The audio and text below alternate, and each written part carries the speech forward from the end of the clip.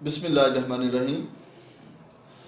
बेटा अभी हमें जो पढ़ना है वो है अबाउट द एमओटी। एमओटी में हम जाने से पहले मॉलिक्यूलर ऑर्बिटल थ्योरी, हम इसको थोड़ा सा प्रीवियस में लेके चलूँगा वीबीटी से। वीबीटी आप पहले पढ़ के आए हैं। वीबीटी में हमने क्या पढ़ा था? इन वीबीटी हमने ये पढ़ा था कि फॉर एग्ज़ाम्पल कि आपके पास ये एक ऑर्बिटल है और लेट्स सपोज ये कि हाइड्रोजन का ऑर्बिटल है, ये दूसरे हाइड्रोजन का ऑर्बिटल है और इसके अंदर एक इलेक्ट्रॉन है और इसके अंदर भी एक इलेक्ट्रॉन है और दोनों की स्पिन अपोजिट है। हम इनको कहते हैं कि ये हैं एटॉमिक ऑर्बिटल्स। ये एटॉमिक ऑर्बिटल आपस में ओवरलैप करते हैं और हमारे पास कोवलेंट बॉन्ड बनता है ठीक है, ये बन गया मॉलिक्यूलर ऑर्बिटल कि atomic orbital combines together and give molecular orbital. और फिर हमने ये पढ़ा था कि एटॉमिक ऑर्बिटल जो हैं वो अपनी आइडेंटिटी लूज नहीं करते। आप देखें कि ये दोनों एटॉमिक ऑर्बिटल ही हैं। एटॉमिक ऑर्बिटल्स कंबाइन होकर मॉलिक्यूलर ऑर्बिटल में कन्वर्ट तो हो रहे हैं, लेकिन इन एटॉमिक ऑर्बिटल ने अपनी आइडेंटिटी लूज नहीं की। जैसे ये एस है ऑर्बिटल, तो ये भी क्या है? एस है। तो एस एस की ओवरलैपिंग से आपके पास मॉलिक्यूलर ऑर्बिटल बनता है। ये हमने पढ़ा था वीबीटी के अंदर, ठीक है। ये हमने कहाँ पर पढ़ा था? वीबीटी के अंदर। मॉलिक्यूलर ऑर्बिटल थ्योरी जो है वो इससे बिल्कुल डिफरेंट है। वो कहती है कि ठीक है एटॉमिक ऑर्बिटल हैं और एटॉमिक ऑर्बिटल्स की वजह से मॉलिक्यूलर ऑर्बिटल बनते हैं, यहाँ तक वो इसके साथ एग्री है। लेकिन वो ये कहती है कि ये जो ऑर्बिटल्स बनते हैं मॉलिक्यूलर ऑर्बिटल, ये एक मॉलिक्यूलर ऑर्बिटल नहीं बनता बल्कि ये दो मॉलिक्यूलर ऑर्बिटल्स बनते हैं। उनमें से एक मॉलिक्यूलर ऑर्बिटल जो है वो लो एनर्जी के ऊपर, एक जो है वो हाई एनर्जी के ऊपर बनता है। ये मॉलिक्यूलर ऑर्बिटल, ये भी क्या है? Molecular orbital. यानी कि एटॉमिक ऑर्बिटल्स की आपस में कंबाइन होने की वजह से मॉलिक्यूलर ऑर्बिटल्स बनते हैं और ये मॉलिक्यूल बनता है। वो कहता है, लेकिन इसके अकॉर्डिंग ये है कि दो एटॉमिक ऑर्बिटल एक मॉलिक्यूलर ऑर्बिटल उन्होंने बना दिया। वो कहता है कि ये दो एटॉमिक ऑर्बिटल कंबाइन होंगे और दो ही मॉलिक्यूलर ऑर्बिटल बनेंगे। जितने एटॉमिक ऑर्बिटल मिक्सअप होंगे वो कहता है उतने ही मॉलिक्यूलर ऑर्बिटल बनेंगे और जो मॉलिक्यूलर ऑर्बिटल्स बनेंगे उनमें से हाफ जो हैं वो लो एनर्जी के ऊपर और हाफ जो है वो हाई एनर्जी के ऊपर एग्जिस्ट करेंगे। ये इसकी वीबीटी के साथ इस तरीके से एक कॉन्ट्रडिक्शन है। यानी कि इसमें आपके पास अगर आप यहाँ पर देखें तो आप ये टोटली बेस किसके ऊपर करते थे? इसके अंदर इलेक्ट्रॉनिक कॉन्फ़िगरेशन के ऊपर, इलेक्ट्रॉनिक कॉन्फ़िगरेशन के ऊपर आप ये डिपेंड करते हैं, ठीक है। लेकिन ये इलेक्ट्रॉनिक कॉन्फ़िगरेशन किसकी है? एटम्स की। ये इलेक्ट्रॉनिक कॉन्फ़िगरेशन है किसकी? एटम्स की। जबकि इसमें हमें जो इन्फॉर्मेशन मिलेगी, जैसे कि ये है कि ये दो हाइड्रोजन कंबाइन हुए तो हमारे पास यहाँ पर H2 मॉलिक्यूल बनेगा। यानी हमें यहाँ पर जो इन्फॉर्मेशन मिलेगी वो H2 मॉलिक्यूल के बारे में मिलेगी, ना कि एटम के बारे में मिलेगी, ठीक है। हमें H2 मॉलिक्यूल के बारे में इसके अंदर इंफॉर्मेशन मिलेगी। और ये जो MOT है ये जो ज़्यादातर डिस्कशन करता है, ये ज़्यादातर जो चीज़ों को एक्सप्लेन करता है, ये एक्सप्लेन करता है not how molecule is formed, not how molecule is formed, but it explain after formation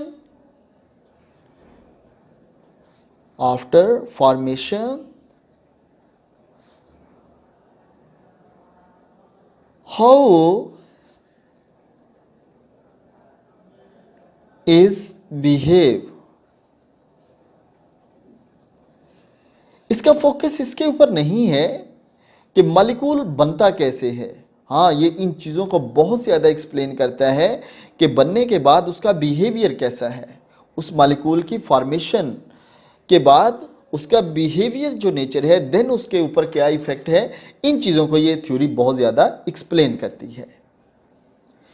तो फेलियर देखते हैं अभी हम, फेलियर्स ऑफ द वीबीटी। हमने इस वीबीटी के अंदर सबसे जो हमारा मेन फोकस था वो यही था एटॉमिक ऑर्बिटल्स के ऊपर। एटॉमिक ऑर्बिटल कैसे बनते हैं, एटॉमिक ऑर्बिटल कैसे मिक्सअप होते हैं। हमने इसमें मॉलिक्यूलर ऑर्बिटल को बिल्कुल डिस्कस नहीं किया। मॉलिक्यूलर ऑर्बिटल को हमने बिल्कुल डिस्कस नहीं किया कि वो मॉलिक्यूलर ऑर्बिटल जो हैं उनकी नेचर कैसी होगी, वो कैसे बनेंगे।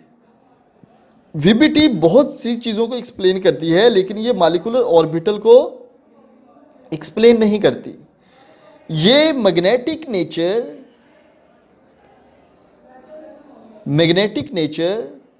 ऑफ द मॉलिक्यूल इसको भी एक्सप्लेन नहीं करती कि मॉलिक्यूल की मैग्नेटिक नेचर जो है वो कैसी है और कैसी होनी चाहिए, इसको भी ये एक्सप्लेन नहीं करती। जैसे कि अगर हम ये देखें कि इस मैग्नेटिक नेचर में वीबीटी के अकॉर्डिंग जो O2 है वो डायामैग्नेटिक है। O2 जो है वो क्या है, डायामैग्नेटिक है। लेकिन एक्चुअली ये जो ऑक्सीजन है ये डायामैग्नेटिक नहीं बल्कि पैरामैग्नेटिक है। ठीक है, तो मैग्नेटिक नेचर को ये बिल्कुल एक्सप्लेन नहीं करती, ये नहीं बताती कि हमारे पास जो मॉलिक्यूल है वो उसकी नेचर कैसी है, पैरामैग्नेटिक है या डायामैग्नेटिक है। इस चीज़ को भी ये एक्सप्लेन नहीं करती। वीबीटी के अंदर हमने स्टेबिलिटी ऑफ द मॉलिक्यूल की कोई बात नहीं की। स्टेबिलिटी ऑफ द मॉलिक्यूल की हमने कोई बात नहीं करी, यानी कि ये स्टेबिलिटी ऑफ द मॉलिक्यूल को ये थ्योरी वीबीटी जो है ये डिस्कस ही नहीं करती।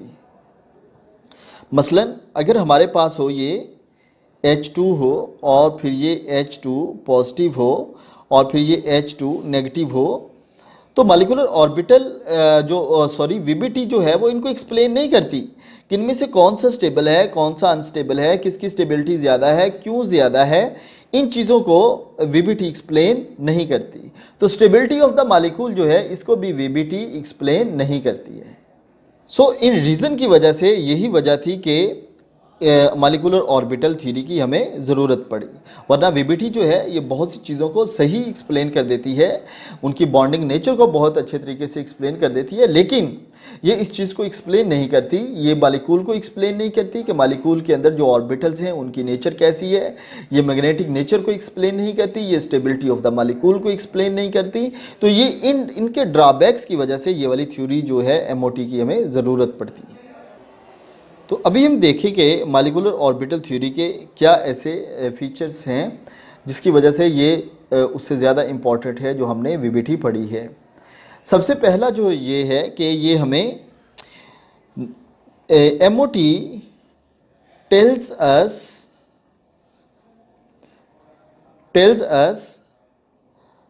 नंबर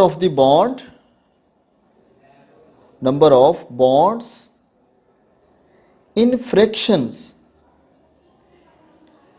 ये बॉन्ड को फ्रैक्शंस में भी बताते हैं, जबकि वीबीटी में हमें ये जस्ट ये पता चल रहा था कि एक बॉन्ड है, दो बॉन्ड हैं, तीन बॉन्ड हैं, लेकिन ये हमें बताएगा कि उसके अंदर ऐसा भी हो सकता है कि ये जो नंबर ऑफ द बॉन्ड है वो 1.5 हो, ठीक है, 2.5 हो। तो ये फ्रैक्शन में भी बताएगा कि जो बॉन्ड है वो फ्रैक्शन में भी एग्जिस्ट करती है। एक्चुअली ये बॉन्ड क्या है, ये फोर्सेस ऑफ द अट्रैक्शन तो हैं कि वो फोर्सेस ऑफ द अट्रैक्शन ज़रूरी नहीं कि हर वक्त 100% ही हो। ये फोर्सेस ऑफ द अट्रैक्शन ऐसा पॉसिबल है कि वो 50% एग्जिस्ट करती हैं, ऐसा पॉसिबल है कि वो 25% एग्जिस्ट करती हैं, ठीक है। एटम जो है, दूसरा इसका एडवांटेज ये है कि एटम की जो नेचर है उसको भी ये एक्सप्लेन वेल डिफाइंड तरीके से करती है। मसलन कि हम ये कहते हैं कि एटम जो है उसकी डुअल नेचर होती है, वो वेव नेचर भी होता है और पार्टिकल नेचर भी होता है, ठीक है, दोनों नेचर्स उसकी होती हैं। तो किस तरीके से ये वेव की फॉर्म में एग्जिस्ट करता है, कैसे ये पार्टिकल की फॉर्म में, और कब ये पार्टिकल की फॉर्म में हम इसको कंसीडर करते हैं, तो यानी कि ये बताता है कि wave mechanics atom in form of wave mechanics, ये वेव मैकेनिक्स के तौर पे भी एक्सप्लेन करता है। ठीक है, तो ये होगा हमारे पास इसके एडवांटेज, और अभी हम फिर इसको ज़रा और डिटेल में आगे लेके चलते हैं। हम वेव की बात करते हैं कि कैसे ये वेव फंक्शन के तौर पे बिहेव करता है, लेकिन उससे पहले कुछ इम्पोर्टेंट पॉइंट्स हैं MOT के, उनको मैं ज़रा एक्सप्लेन करना चाहता हूँ। पहला पॉइंट जो है कि एटॉमिक ऑर्बिटल मिक्सअप होके मॉलिक्यूलर ऑर्बिटल जनरेट करते हैं, लेकिन ऐसा नहीं है कि जिस तरह हमने पहले VBT के अंदर पढ़ा था कि एटॉमिक ऑर्बिटल्स अपनी आइडेंटिटी लूज़ नहीं करते। जब इसमें MOT के अकॉर्डिंग ऐसा है कि जब एटॉमिक ऑर्बिटल मिक्सअप होके या कंबाइन होके मॉलिक्यूलर ऑर्बिटल बना देते हैं, तो जो न्यू मॉलिक्यूलर ऑर्बिटल बनते हैं उनके तमाम फीचर्स इन एटॉमिक ऑर्बिटल से डिफरेंट होते हैं। ठीक है, तो यानी कि एटॉमिक ऑर्बिटल अपनी आइडेंटिटी लूज़ कर देते हैं और न्यू ऑर्बिटल्स बनते हैं जिनको हम मॉलिक्यूलर ऑर्बिटल्स कहते हैं। और इन मॉलिक्यूलर ऑर्बिटल्स की जो प्रॉपर्टीज़ हैं वो टोटली डिफरेंट होंगी उनके एटॉमिक ऑर्बिटल से। उनके एटॉमिक ऑर्बिटल से इनका कोई लेना देना नहीं है। ठीक है, दूसरा जो इसके बारे में इम्पॉर्टेंट पॉइंट है वो ये है कि जैसे हमने वहाँ पे कहा था VBT के अकॉर्डिंग कि एटॉमिक ऑर्बिटल जो होते हैं जैसे 1s फिर 2s और उसके बाद फिर 2p और 2p में भी आगे 2px 2py और फिर 2pz और फिर 3s और 3p और इस तरीके से d में 5f में 7 इलेक्ट्रॉन होते हैं। ठीक है, तो इसके अंदर कुछ जब मॉलिक्यूलर ऑर्बिटल्स बनते हैं इनमें फिर ये नेम नहीं रहते कि वो s है या p है या px है या py है, बल्कि ऐसा होगा मॉलिक्यूलर ऑर्बिटल्स के अंदर कि ये एटॉमिक ऑर्बिटल के नेम कुछ भी हों, sp हो, d हो, f हो, px हो, py हो, pz हो, जो मॉलिक्यूलर ऑर्बिटल जो होंगे उनके नेम होंगे सिग्मा ऑर्बिटल्स, उनका नेम हो सकता है पाई ऑर्बिटल, उनका नेम हो सकता है डेल्टा ऑर्बिटल। ठीक है, और इस तरीके से ये इनके मॉलिक्यूलर ऑर्बिटल के नेम होंगे। तो इनके जो है नेमिंग वो से टोटली डिफरेंट होगी। जबकि हमने जो VBT थी उसमें भी हमने सिग्मा और पाई तो पढ़ा था। सिग्मा और पाई जो है वे ये कहीं कहीं इससे उनकी है एक दूसरे से मैच करते हैं। मसलन हमने ये कहा था कि जब हेड ऑन ओवरलैपिंग होती है यानी कि वो लीनियर ओवरलैपिंग होती है तो सिग्मा बॉन्ड बनता है, और जब वो साइड टू साइड ओवरलैप करते हैं तो पाई बॉन्ड बनता है। तो यहाँ पर भी कुछ इस तरीके से ही है कि जो सिग्मा बॉन्ड है वो लीनियरली ओवरलैपिंग से और पाई जो है वो साइड टू साइड ओवरलैपिंग से ही बनती है। तो नेक्स्ट से है थर्ड पॉइंट, और जो थर्ड पॉइंट होगा वो क्या हो सकता है, वो होगा जी थर्ड पॉइंट इसका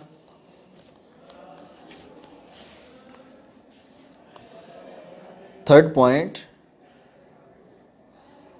number of the molecular orbital is equal to the number of the atomic orbital mix together. ठीक है, तो जितने number of the molecular orbital होंगे इसका मतलब है उतने ही एटॉमिक ऑर्बिटल मिक्सअप होंगे, जितने मिक्सअप होंगे उतने ही न्यू बनेंगे। ये इसके अंदर एक नेक्स्ट पॉइंट भी है। अब हम चलते हैं जो मैंने आपको कहा था कि ये वेव मैकेनिक्स के ऊपर ये थ्योरी डिपेंड करती है। और ये दो मिक्सअप होके दो ही क्यों न्यू बनते हैं मॉलिक्यूलर ऑर्बिटल, इसकी क्या रीज़न है, क्या वजह है कि ऐसा होता है। आपके पास है एटॉमिक ऑर्बिटल ये वाला, और इसके अंदर है इलेक्ट्रॉन और इसके अंदर भी है एक इलेक्ट्रॉन। जैसे हम फ़र्ज़ करें कि ये हाइड्रोजन है, ये भी क्या है, एक हाइड्रोजन है, इसको हम हाइड्रोजन 1 कह लें, इसको हाइड्रोजन नंबर 2 भी कह सकते हैं। इसका जो ऑर्बिटल है वो है 1s, इसका भी जो ऑर्बिटल है वो है 1s।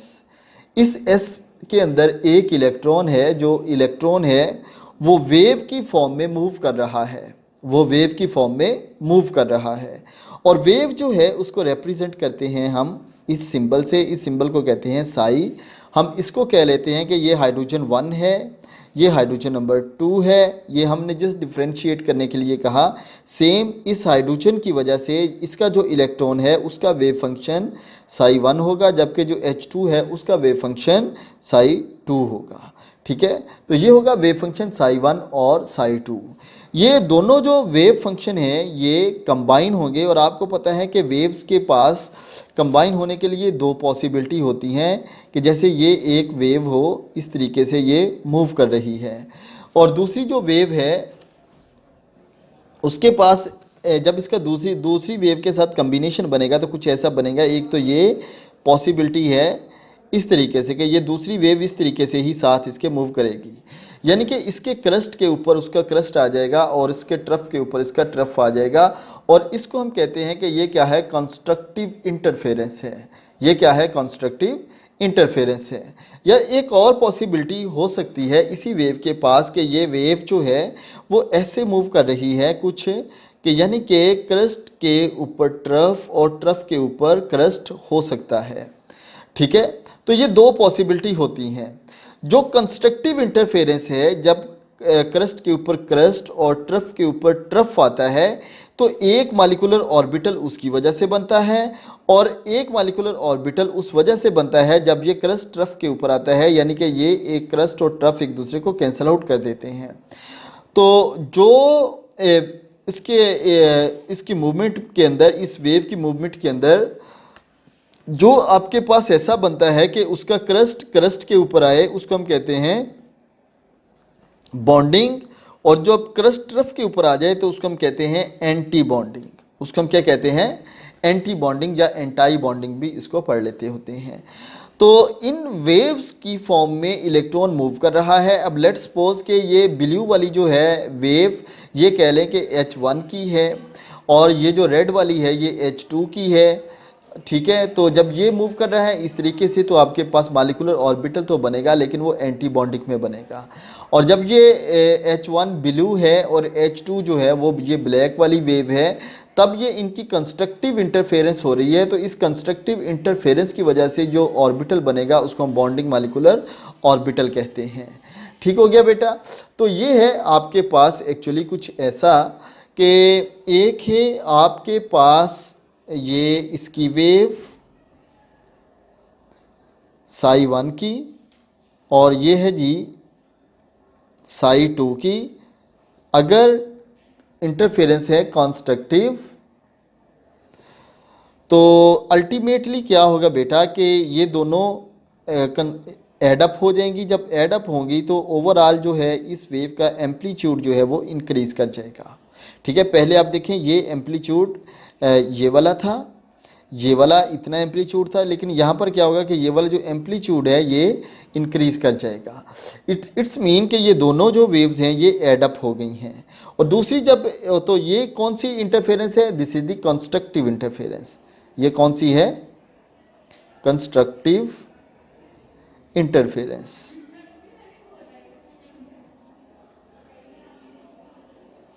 दूसरी ये पॉसिबिलिटी है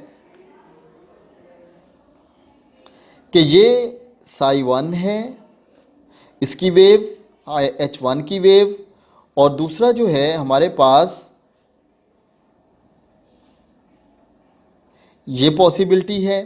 अगर ये दोनों आपस में एडअप होंगी तो फिर हमारे पास इस तरीके की एक लाइन बन जाएगी जिसको हम डिस्ट्रक्टिव इंटरफेरेंस कहते हैं। यानी कि क्या हुआ कि इसके क्रस्ट ने इसके ट्रफ को कैंसल आउट कर दिया, डिस्ट्रक्टिव इंटरफेरेंस।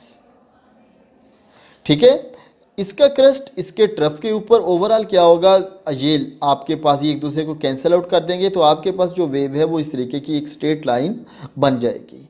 ठीक है, तो क्रस्ट और क्रस्ट एक दूसरे के ऊपर आएंगे तो कंस्ट्रक्टिव इंटरफेरेंस होगी, अदरवाइज डिस्ट्रक्टिव इंटरफेरेंस होगी। तो इनमें से अब आप देखें कि दो ही मॉलिक्यूलर ऑर्बिटल्स फिर बनेंगे। एक मॉलिक्यूलर ऑर्बिटल जो बनेगा वो कंस्ट्रक्टिव इंटरफेरेंस से बनेगा, दूसरा जो बनेगा वो डिस्ट्रक्टिव इंटरफेरेंस से बनेगा। ठीक है, कंस्ट्रक्टिव इंटरफेरेंस की वजह से एक मॉलिक्यूलर ऑर्बिटल, और दूसरा जो मॉलिक्यूलर ऑर्बिटल है वो डिस्ट्रक्टिव इंटरफेरेंस की वजह से बनता है।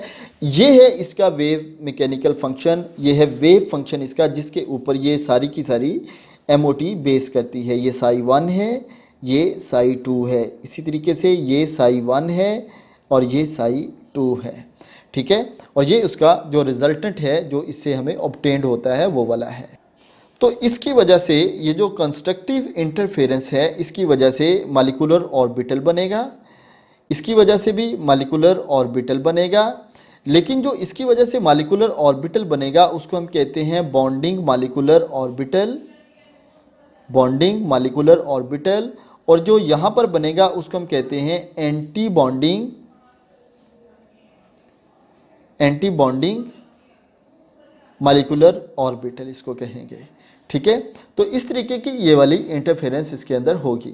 इनमें से जो बॉन्डिंग मॉलिक्यूलर ऑर्बिटल है ये एग्जिस्ट करता है बेटा लो एनर्जी के ऊपर, ये एग्जिस्ट करता है लो एनर्जी के ऊपर, जबकि जो एंटी बॉन्डिंग वाला है ये एग्जिस्ट करता है हाई एनर्जी के ऊपर, ठीक है। ये लो एनर्जी के ऊपर और ये एग्जिस्ट किधर करेगा, हाई एनर्जी के ऊपर ये एग्जिस्ट करेगा, ठीक है। और जो हाई एनर्जी के ऊपर एग्जिस्ट करेगा तो इस लिहाज से अगर हम ये कहें कि ये दोनों वेव्स आपस में मिक्सअप होती हैं, ये दोनों एटॉमिक ऑर्बिटल मिक्सअप होके मॉलिक्यूलर ऑर्बिटल्स बनाते हैं, तो ऐसे होगा कि एक मॉलिक्यूलर ऑर्बिटल लो एनर्जी के ऊपर, दूसरा मॉलिक्यूलर ऑर्बिटल हाई एनर्जी के ऊपर। ये जो है मॉलिक्यूलर ऑर्बिटल ये लो एनर्जी वाला, इसको हम कहते हैं बॉन्डिंग मॉलिक्यूलर ऑर्बिटल, इसको हम कहते हैं anti bonding molecular orbital, anti bonding molecular orbital. और ये हाई एनर्जी के ऊपर, ये डिस्ट्रक्टिव इंटरफेरेंस की वजह से, ये कंस्ट्रक्टिव इंटरफेरेंस की वजह से।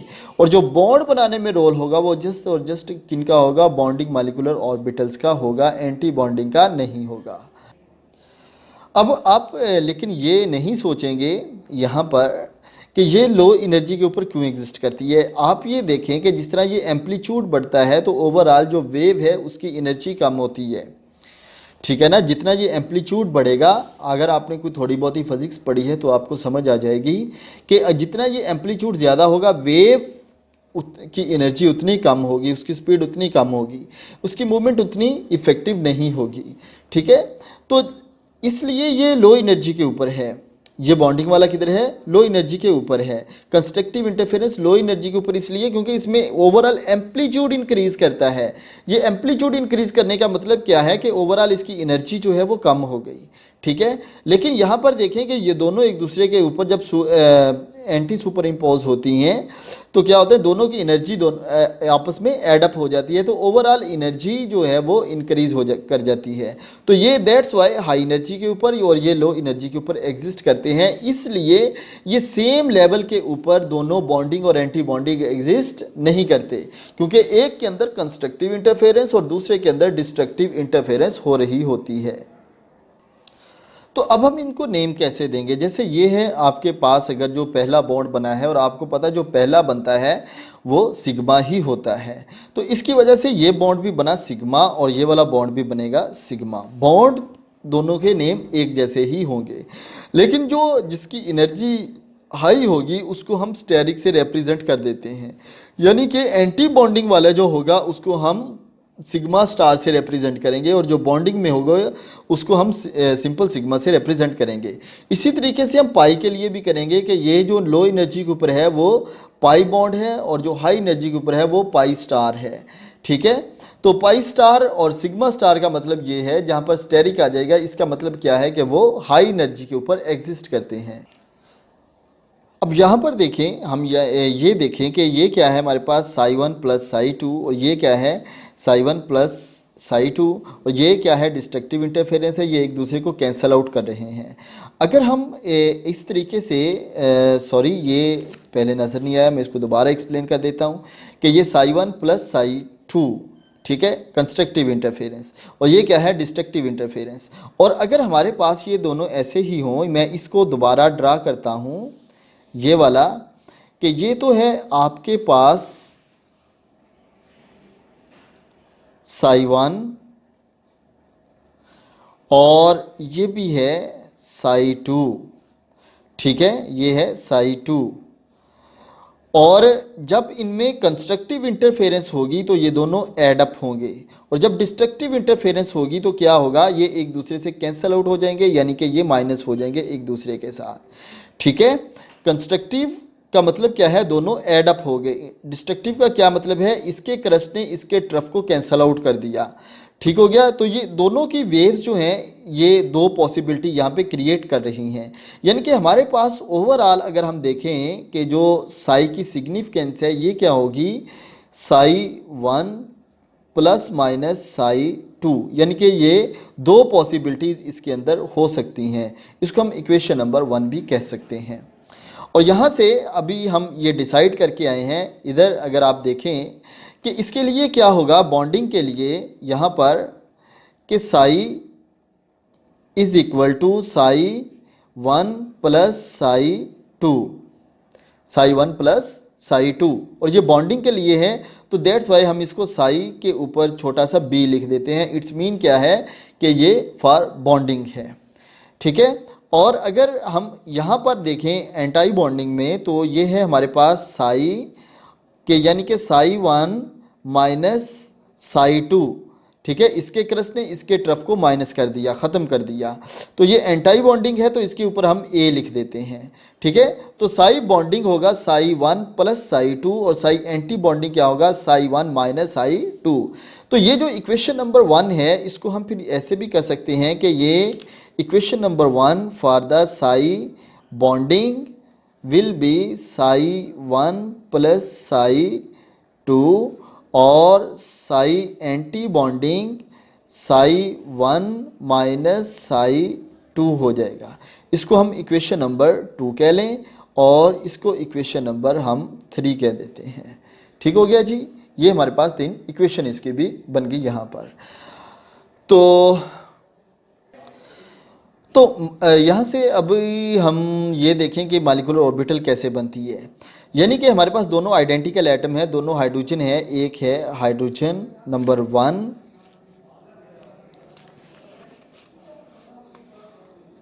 एक है हमारे पास बेटा हाइड्रोजन 1, दूसरा है हाइड्रोजन 2, और इसके लिए जो है वेव फंक्शन वो हैगा साई 2 होगा। ठीक हो गया। तो यानी कि हमारे पास ये दोनों सेम एनर्जी लेवल के ऊपर ही फिर होंगे ना। अगर ये भी हाइड्रोजन है ये भी हाइड्रोजन है तो दोनों किधर एग्जिस्ट करेंगे, सेम एनर्जी लेवल के ऊपर एग्जिस्ट करेंगे। ये क्या है, ये H2 है, ये क्या है, ये H1 है, और इसमें एक इलेक्ट्रॉन है और इसके अंदर भी एक ही इलेक्ट्रॉन है। दोनों मिक्सअप होंगे। जब दोनों ये मिक्सअप होंगे तो बेटा होगा क्या कि इन दोनों के मिक्सअप होके दो ही न्यू बनेंगे। वो जो दो न्यू बनेंगे उनमें से एक जो है वो लो एनर्जी के ऊपर और दूसरा जो है वो हाई एनर्जी के ऊपर एग्जिस्ट करेगा। ठीक है, ये हो गया लो एनर्जी वाला, ये क्या हो गया, लो एनर्जी वाला। सिमिलरली आपने जो एंटी बॉन्डिंग पे बनाना है वो सेम एनर्जी होगी यानी इसकी, और आप इसकी एनर्जी जो है यहाँ से लाइनिंग से ड्रा कर सकते हैं। ये एक लाइन है, ये लाइन आपको ये है, ये दूसरी लाइन है, ये कॉपी की लाइनें हैं। यहाँ से अपने लाइनें गिन के बाकायदा तौर पे उनको ड्रा करना है कि ये 1 2 और ताकि उनका डिस्टेंस जो है वो आलमोस्ट इक्वल रहे। यानी कि ये बॉन्डिंग और एंटी बॉन्डिंग बनेंगे दोनों बनेंगे, लेकिन इनका जो आपस में डिस्टेंस होगा वो सेम होगा। ठीक है, एक जैसा डिस्टेंस होगा। जितना डिस्टेंस इधर है उतना ही डिस्टेंस इसका इधर होगा। यानी कि अगर ये जो है वो 2.5 किलो जूल पर मोल एनर्जी रिलीज़ करती है तो ये उतनी ही इसकी 2.5 ही हाई है। तो इनका आपस में इन एटॉमिक ऑर्बिटल से डिस्टेंस जो है वो एक जैसा होगा, सेम होगा। ठीक है, अब इनमें ये जो बॉन्डिंग पे बना है तो ये है साई बी और ये बना है साई 1 प्लस साई 2 की वजह से, और ये जो है एंटी बॉन्डिंग के ऊपर ये है psi A is equal to psi 1 minus psi 2 की वजह से ये बना है। ठीक है, ये साई बॉन्डिंग और ये क्या बन गया, साई एंटी बॉन्डिंग बन गया। ठीक है, तो सॉरी, एक तो ये है कि आपने ये वाले जो डॉट है वो इधर नीचे वाले जो है इससे आपने मैचअप करने हैं, क्योंकि यहाँ पर भी आपने इधर से ही इसको मैचअप किया है, यहाँ से ये मैचअप आप नहीं करेंगे। इसको ज़रा अभी अभी आप ठीक कर लें, ये नहीं होगा, ये नहीं, ये वाले कॉर्नर जो है आप इनके वही मिलाएंगे जो आप इधर मिला रहे हैं। एक जैसे कॉर्नर डिस्टेंस आपने यानी कि एक जैसा रखना है। और इससे भी बेस्ट तरीका ये होता है कि आप ये बॉक्सेस ना बनाएं, बल्कि आप इसके इस तरीके से करें कि सिंपल ऐसे लाइन लगा लें और लाइन लगा के आप इनको आपस में मिला दें कि, और ये आप एनर्जी डिफरेंस इसका शो कर रहे हैं, ये बॉन्डिंग की तरफ और ये क्या है, एंटी बॉन्डिंग की तरफ। तो ये इस तरीके से भी आप इसको बना लें, ये उससे ज़्यादा एक्यूरेट है। ठीक है, तो यहाँ पे अब कोई एम्बिग्विटी नहीं रहती कि आपने इसके कॉर्नर कहाँ पर, क्योंकि ये फिर एनर्जी गैप का डिफरेंस आ जाता है जब ये आप इसके इस कॉर्नर के ऊपर मिलाएंगे और ये इसके ऊपर मिलाएंगे और ये इसका आप इसमें डिफरेंस करेंगे। ठीक हो गया। या आप ऐसे करें कि इनमें से ये इसको सेंटर से मिला दें, ये भी एक और सोल्यूशन, बहुत अच्छा सोल्यूशन होता है कि आप यहाँ से सेंटर से लें, इधर से सेंटर, और यहाँ से आप इस बॉक्सेस के सेंटर से ही मिला दें, यानी पिक्चर एक अच्छी बननी चाहिए आपकी। तो इस तरीके से हो गया आपके पास। अब हम देखते हैं कि इसकी इंपॉर्टेंस क्या है, इसकी सिग्निफिकेंस क्या है। साइड बॉन्डिंग और एंटी बॉन्डिंग की क्या है सिग्निफिकेंस इनकी। तो हमारे पास बेटा जी इक्वेशन नंबर ये है, इक्वेशन नंबर 1, 2 और 3, इसको अभी देखिएगा और इन्हीं इक्वेशंस को हम दोबारा यूज़ करके इन्हीं का स्क्वायर ले लेते हैं ताकि हमें इसकी सिग्निफिकेंस का पता चले। ठीक है, हम इन्हीं इक्वेशन को यूज़ करके इक्वेशन नंबर 2 और 3 इसका हम स्क्वायर ले लेते हैं। मैं नेक्स्ट पेज के ऊपर चलता हूँ जी। इक्वेशन नंबर 2 है हमारे पास, psi bonding is equal to psi 1 plus psi 2, और इक्वेशन नंबर 3 है एंटी बॉन्डिंग, बल्कि मैं इसको इधर लिख लेता हूँ, psi A psi 1 minus psi 2। Squaring हम ले लेते हैं, squaring on both side, squaring on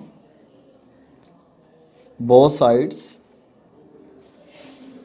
तो ये बन जाएगा हमारे पास साई बॉन्डिंग का square is equal to psi 1 plus psi 2 का square, psi anti bonding square psi 1 minus psi 2 whole square.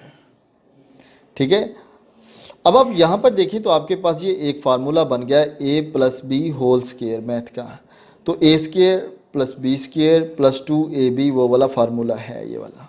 ठीक है, इसको हम इक्वेशन नंबर 4 कह लें और इसको हम इक्वेशन नंबर 5 कह लेते हैं। ये इक्वेशन नंबर 4 और ये इक्वेशन नंबर 5 हो गई। इस फार्मूला को अगर हम ओपन करें तो ये बन जाएगा psi bonding square is equal to psi 1 square 2 square plus 2 psi 1 plus psi 2। ठीक है, ये फार्मूले को हमने ओपन कर दिया। इसी तरीके से ये जो एंटी बॉन्डिंग वाला है इसको भी हम ओपन कर देते हैं। तो ये Sai 1 square plus psi 2 square minus 2 psi 1 और साई 2 हो जाएगा। ठीक है, तो इसको आप इक्वेशन नंबर 6 कह लें, ये इक्वेशन नंबर आपकी 7 हो गई। अब ये वाली जो है आपको काफ़ी इन्फॉर्मेशन यहाँ से इस इक्वेशन से भी मिल रही है।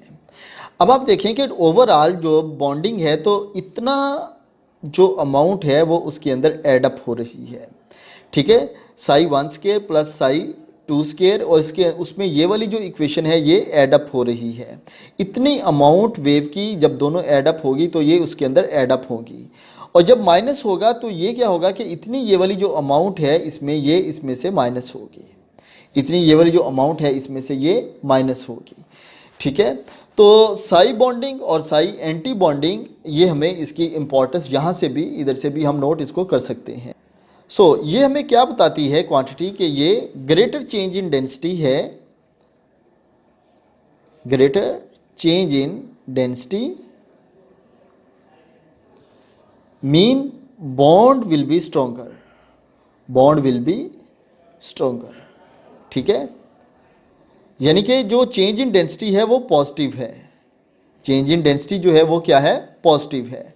अगर आप इसमें देखेंगे तो जो चेंज इन डेंसिटी होगी वो नेगेटिव होगी, चेंज इन डेंसिटी क्या होगी, नेगेटिव। ठीक है, जब ये चेंज इन डेंसिटी नेगेटिव है तो इसका मतलब है जो बॉन्ड है यहाँ पर वो वीकर होगा यानी कि बिल्कुल नहीं बनेगा, बॉन्ड यहाँ से नहीं बनेगा। ठीक हो गया। इसको हम ग्राफिकल फॉर्म में भी दोनों को रिप्रेजेंट करेंगे। अब ये देखें कि अगर हम ये एक ग्राफ ड्रा करें,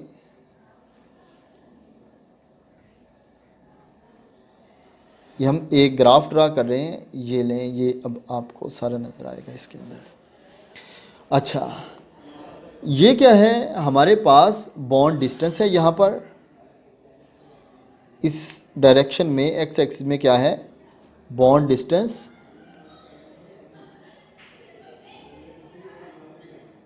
और इधर क्या है, electronic charge density, electronic charge density इधर होगी हमारे पास। ठीक है, तो हमारे पास है दो एटम, एक है हाइड्रोजन 1, दूसरा है हाइड्रोजन 2। इसका जो एक का है वेव फंक्शन वो कुछ ऐसे है कि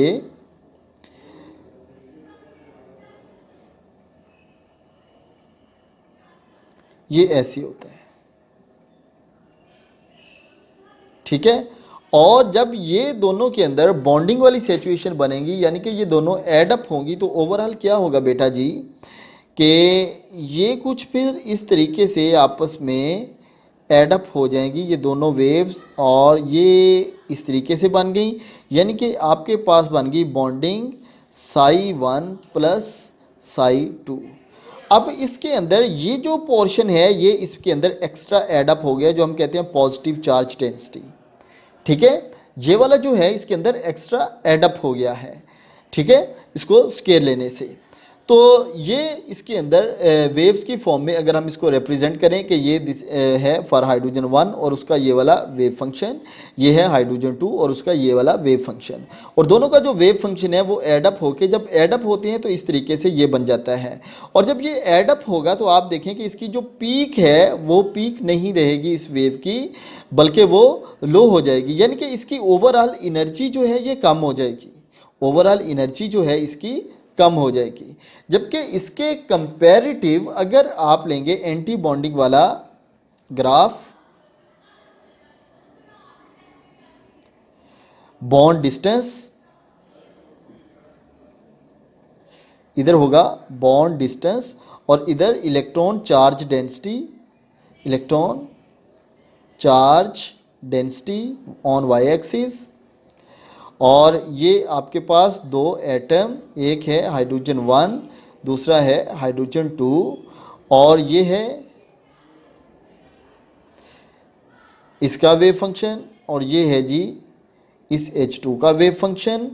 ठीक है, और जब ये डिस्ट्रक्टिव इंटरफेरेंस होगी तो होगा क्या बेटा जी कि ये जो है आपस में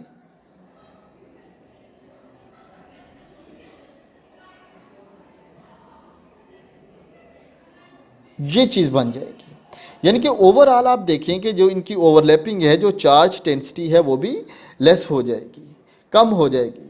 ठीक हो गया। तो इस वजह से जब हमारे पास बॉन्डिंग में ऑर्बिटल्स बनते हैं तो जो बॉन्डिंग मॉलिक्यूलर ऑर्बिटल बनता है वो कुछ ऐसा होता है, बॉन्डिंग मॉलिक्यूलर ऑर्बिटल ऐसा होता है, और जो एंटी बॉन्डिंग वाला है वो कुछ ऐसा होता है, ऐसा होता है। ठीक है, अब ये जो ऑर्बिटल है ये शो कर रहा है कि इसमें मैक्सिमम चार्ज डेंसिटी है, इसके अंदर मैक्सिमम चार्ज डेंसिटी है, जबकि इसके अंदर जो सेंटर है इसमें चार्ज डेंसिटी नहीं होती। ये जो सेंट्रल है इसको हम नोडल प्लेन भी कहते हैं। ये क्या है? नोडल प्लेन, जो इसको दो हिस्सों में काट देती है। ये क्या है जी? नोडल प्लेन है। ये चार्ज डेंसिटी इसके अंदर मैक्सिमम अवेलेबल है। अब ये चार्ज डेंसिटी जो है ये कौन सी हो सकती है? सिग्मा और पाई, सिग्मा या पाई हो सकती है। जबकि ये वाली जो है नोडल प्लेन ये हो सकती है सिग्मा स्टार या फिर पाई स्टार भी हो सकती है। ठीक है, तो ये इसके अंदर डिफरेंस आएगा। तो ये ग्राफ भी हमें ये शो कर रहा है कि सिग्मा ग्राफ भी हमें ये शो कर रहा है कि इसमें देखें कि नेगेटिव चार्ज डेंसिटी है, इसमें जो है ये ज़ीरो के ऊपर आ जाती है। इट्स मीन कि इसके दरमियान ये नोडल प्लेन एग्जिस्ट करती है। इट्स मीन इसके दरमियान ये नोडल प्लेन एग्जिस्ट करती है। जबकि यहाँ पर आप देखें कि ये जो है चार्ज डेंसिटी, यहाँ पर इसके दरमियान इलेक्ट्रॉन डेंसिटी मैक्सिमम होती है। जब मैक्सिमम होती है तो इस तरीके का ऑर्बिटल्स बनता है, इसमें कोई नोडल नहीं होती। और नोडल प्लेन उसे कहते हैं जो किसी भी ऑर्बिटल को इक्वली दो पार्ट में डिवाइड कर दे। नोडल प्लेन वो वाली होती है जिसमें इलेक्ट्रॉन डेंसिटी ज़ीरो होती है, जिसके अंदर इलेक्ट्रॉन डेंसिटी नहीं होती। और नोडल प्लेन जो है ये एंटी बॉन्डिंग में एग्जिस्ट करती है, बॉन्डिंग में एग्जिस्ट नहीं करती। ठीक है, ठीक हो गया। तो ये नोडल प्लेन है और ये नोडल प्लेन जितनी ज़्यादा होगी उतनी ही बॉन्डिंग के चांसेस कम होते जाएंगे। हमारे पास है linear combination of the atomic orbital, यानी कि इफेक्टिव ओवरलैपिंग कब होगी और कैसे होती है। ठीक है, एटॉमिक ऑर्बिटल जो इनमें इलेक्ट्रॉन होते हैं वो साई की फॉर्म में होते हैं और ये कंबाइन होके मॉलिक्यूल की फॉर्म में हमें साई देते हैं। ठीक है, तो यानी कि एटॉमिक ऑर्बिटल इनके अंदर साई वेव फंक्शन और ये कंबाइन होके मॉलिक्यूलर ऑर्बिटल देगा और ये भी साई की फॉर्म में ही रहेगा। ठीक है, अब हम इसका ये डिस्कस कर चुके हैं कि ये साइज जो है ये एडिशन और सब्ट्रैक्शन दो वजह से ये आगे इसकी फॉर्मेशन हो जाती है। ठीक हो गया ना। तो ये आपका हो गया। अब थोड़े से कुछ हैं condition for effective combination of the atomic orbital. Atomic orbital की इफेक्टिव कम्बिनेशन कब होगी, क्या क्या कंडीशन होगी। पहली कंडीशन क्या हो सकती है इसके, ये पहली कंडीशन में आपको बताने से पहले एक चीज़ और डिस्कस करना चाहता हूँ, वो है होमो और हेट्रोन्यूक्लियर डायटोमिक मॉलिक्यूल। होमो